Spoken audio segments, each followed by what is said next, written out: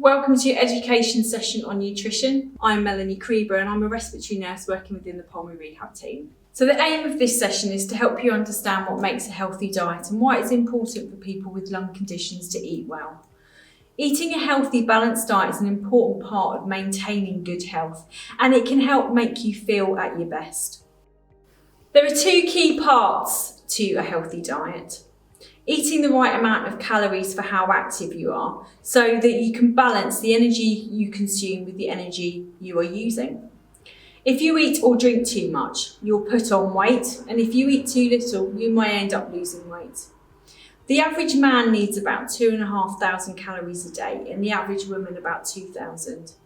Most adults today are eating more calories than they need, and they should eat fewer. The next key point is to make sure that you eat a wide range of different foods to ensure that you're getting the balance just right and that your body is receiving the right amount of nutrients and minerals from the food that you're eating. So BMI. BMI is a measure that you can use to see if you're at a healthy weight for your height.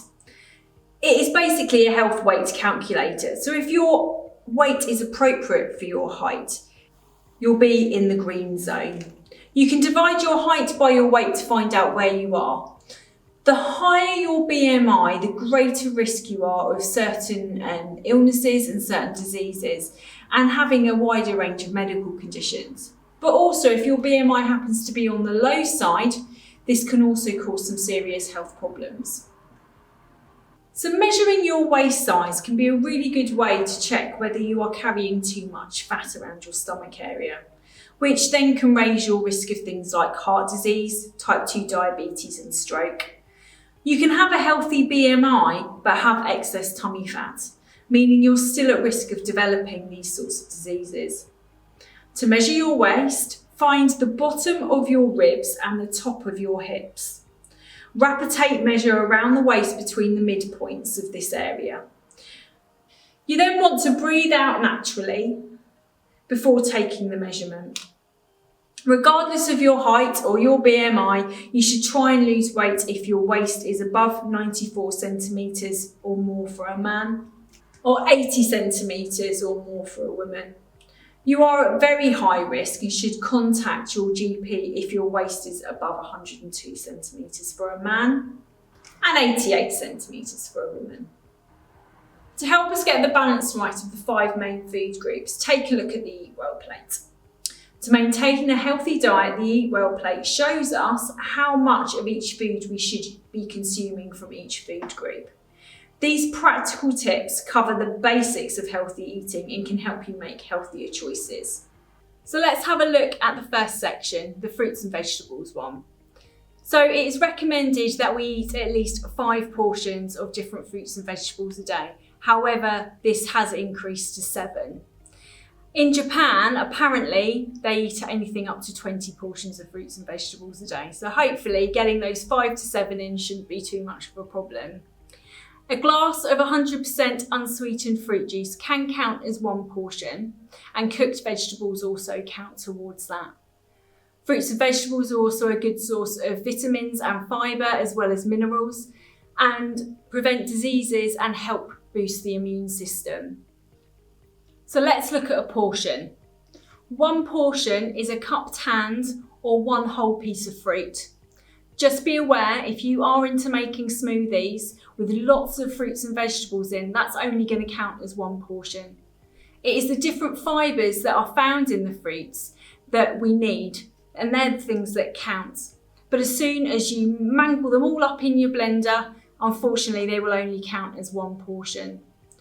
Vitamins and minerals can help prevent diseases, and as I said, they also boost our immune systems. When you have a lung condition, this is really important as it will help you combat chest infections and hopefully help you fight them off more quickly.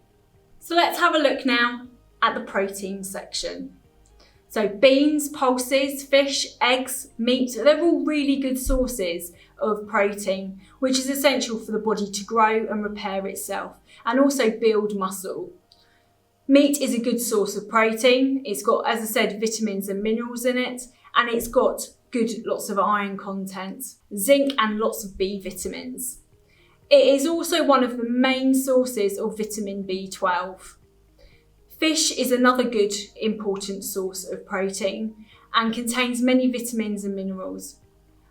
Oily fish is particularly rich in omega-3 fatty acids, which may help to prevent heart disease. So how many portions should we be aiming for? Well, we should be aiming for at least 2 to 3 portions a day, including 1 portion of oily fish at least twice a week. You can choose from fresh, frozen or canned, but remember the canned and smoked fish, they can be high in things such as salt as part of the preservative methods. Nuts are also high in fibre and protein, and they can be a good alternative to high saturated snacks, but they do contain high levels of fat themselves. So these things should be eaten in moderation. A portion of nuts looks something like 7 almonds, or a very small tiny handful.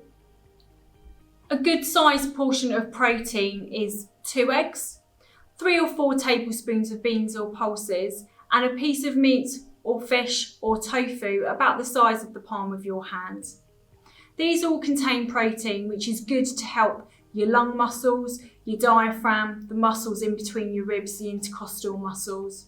It is important to maintain and repair the cells in our body, which protein also helps do. So when you work your muscles during your exercise program, the body needs protein to help repair those cells, in turn making you stronger in the long run. So let's now have a look at the carbohydrate section of your Eat Well plate. Carbohydrates include potatoes, cereals, pasta, rice and bread. Carbohydrates are important in providing energy. However, if you eat too much, your body will think, let's store this in case we need it later, and then it is converted into fat. A portion of carbohydrate is pretty much the size of your clenched fist. Whole grain and starchy carbohydrates are better choices as they contain more fibre, therefore keeping you fuller for longer. Some people think that starchy foods are fattening, but gram for gram they contain fewer calories than those of fat. Just be aware though, because processed carbohydrates like white bread will contain a lot of salt and sugar. So we're now going to look at the dairy and dairy alternatives. These contain calcium, which is important for the maintenance of strong bones and teeth. They also contain vitamins and minerals, vitamin D being one of them, which is important because this helps a way of getting that vitamin into your system. By sitting in the sun for 10 minutes a day with bare arms, you can also get this vitamin D source. For you, calcium is particularly important when you are taking steroids, which a lot of you will do in times of flare-up. Steroids can weaken bones and increase the risk of things like osteoporosis. So try to eat at least 2 portions a day of dairy product. A portion is about 1/3 of a pint of milk, a matchbox-sized piece of cheese, or a small pot of yoghurt. So we all need a certain amount of fat in our diet to stay healthy. There are 2 kinds of fats, saturated and unsaturated fats. Eating too much saturated fat can put you at risk of things like heart disease, so keep it in small amounts. Unsaturated fat is actually quite good for your health. Non-saturated fat sources are things like olive oil, avocados, nuts, oily fishes, and seeds. Saturated fats are the things that we really like, things like cakes and biscuits and cream. Eating too much fat, whether good or bad, can actually cause you to increase in your weight. So be sure to keep the fats to small amounts and in good proportions to your diet to keep it a healthy balance. A good decent sized portion of fat should look like the size of your thumb. Sugar. Most people in the UK eat and drink too much sugar. Sugar, believe it or not, has got no nutritional value whatsoever, and it's often hidden in the foods we eat.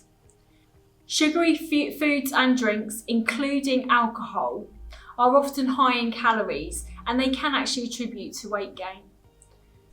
Sugar that's found naturally in fruits, vegetables and milk are good for you. Food labels can help.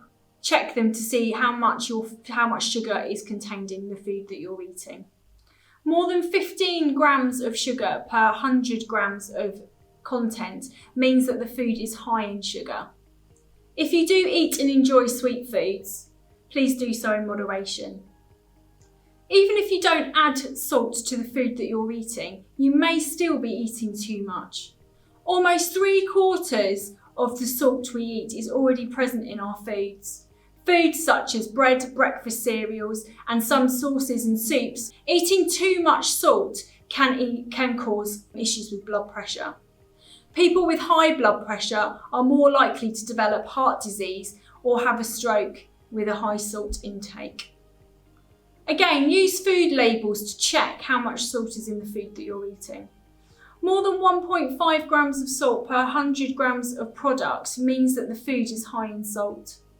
Adults should aim to eat no more than 6 grams of salt a day. So just to recap, a size of protein looks like the palm of your hand. A portion of fruits or vegetables is a clenched fist. A portion of fat is the size of your thumb. And a portion of carb is a cupped handful.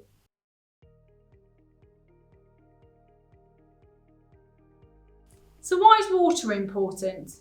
There is no actual set amount that we should drink, but we need to ensure we're drinking enough fluid to stop us getting dehydrated and help support our body systems, such as maintaining good blood pressure and supporting brain function. NHS Choices recommend 6 to 8 glasses of water a day.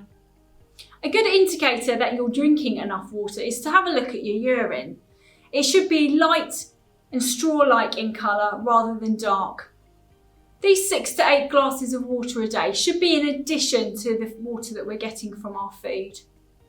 All non-alcoholic beverages count, but water, milk and fruit juices are, by the way, the most healthy. When the weather is warmer or we're more active, we may have to increase the amount that we're drinking to ensure that we don't get dehydrated. Nutrition and lung conditions.